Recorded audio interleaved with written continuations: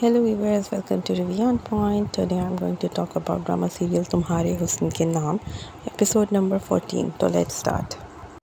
जी viewers, तो starting में हमने देखा कि सिकंदर अपने दोस्त के साथ बात कर रहा है, हॉस्टल में बैठा है, पैकिंग कर रहा है.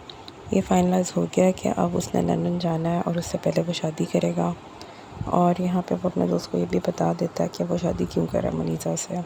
दिल में तो उसके सलमा ही है, ये बात उसके दोस्त को भी पता है, लेकिन वो यहाँ उसे क्लियर कर देता है सारी बात कि मैं सिर्फ सलमा का घर बचाने की खातिर मुनीसा से शादी कर रहा हूँ. मेरा ख्याल है इन द एंड इन दोनों के बीच में जो अब मिसअंडरस्टैंडिंग क्रिएट होगी वो ये दोस्त ही उसको क्लियर करेगा, क्योंकि दोस्त को अब सारी स्टोरी क्लियर है. दूसरी तरफ हमने देखा सलमा को, वो अभी भी सिकंदर की यादों में घिरी बैठी है और अब तो उसे सिकंदर को ज़्यादा ही याद आ रहा है. सारी सच्चाई वाज़ेह होने के बाद कि सिकंदर उसके साथ सिंसियर ही था. वो इस जो यूनिवर्सिटी के सीन्स होते हैं वो सारे हमने फ्लैशबैक में देखे कि सलमा को वो याद आ रहे हैं. On the other side Atif को भी सलमा बहुत याद आ रही है.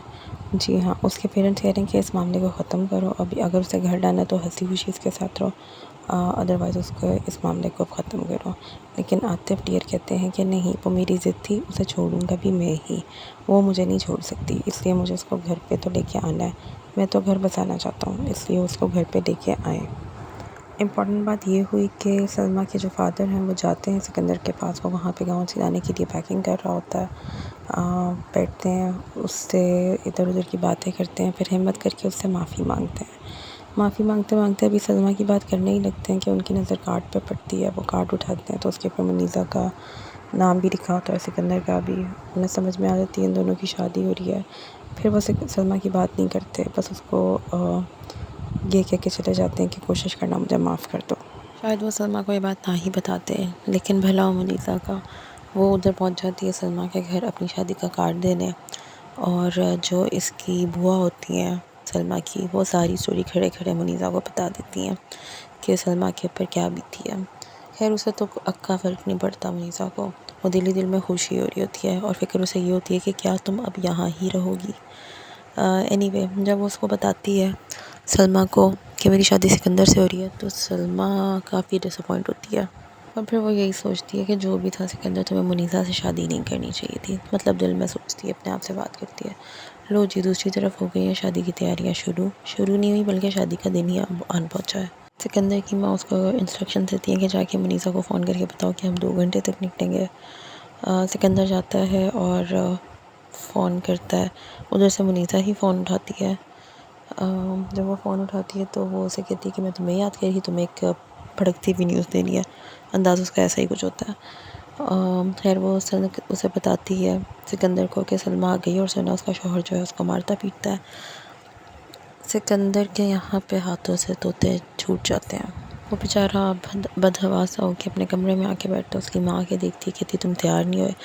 और फिर वो अपनी माँ से बात करते करते लिटरली रो पड़ता है कि सलमा वापस आ गई है और उसके साथ जुल्म होता है और मैं उसका सहारा बनना चाहता हूँ, दिस एंड दैट, मैं मुनीसा से शादी नहीं करता. तो उसकी माँ उसे ज़बरदस्ती रोकती है और कहती है कि नहीं, मर्दों वाला काम करो और मुनीसा तुम्हारा इंतज़ार कर रही है, तो उससे शादी करो. सलमा को छोड़ दो, उसका बाप उसको संभाल लेगा.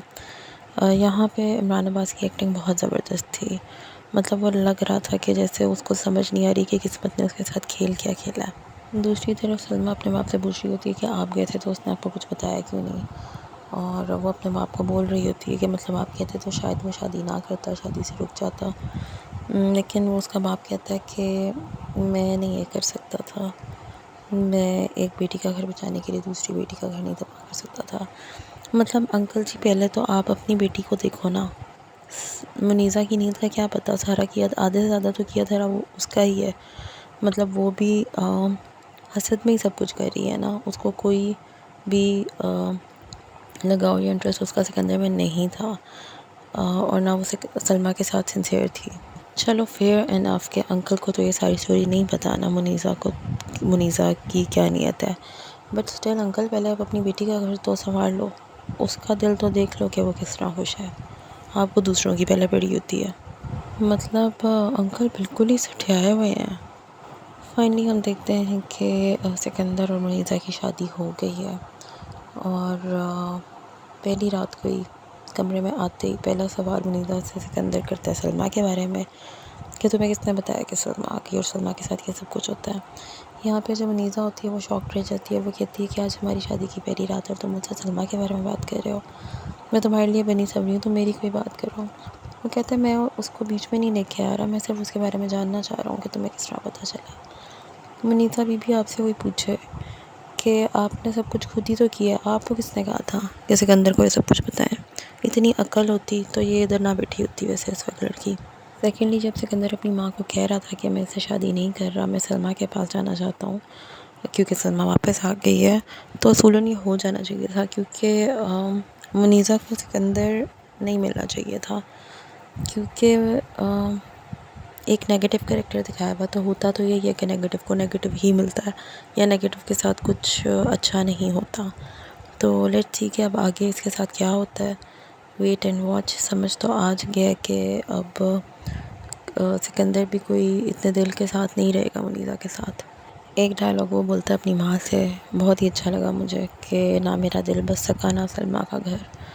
तो है तो इन द एंड ये एक लव स्टोरी। अब पता नहीं ये दोनों एंड में मिलेंगे या नहीं मिलेंगे, वो तो आगे देखने से ही पता चलेगा। Till then you guys take care, thank you, subscribe my channel, share the video, like the video.